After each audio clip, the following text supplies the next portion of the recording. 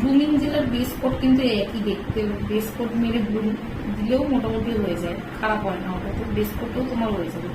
By any chance তোমার কাছে ধরো নেই, বেস কোটও দিয়ে দিলাম।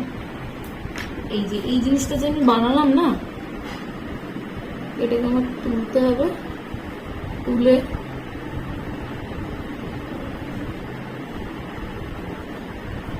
স্প্রেড করতে হবে। এটা হলো মার্বেল।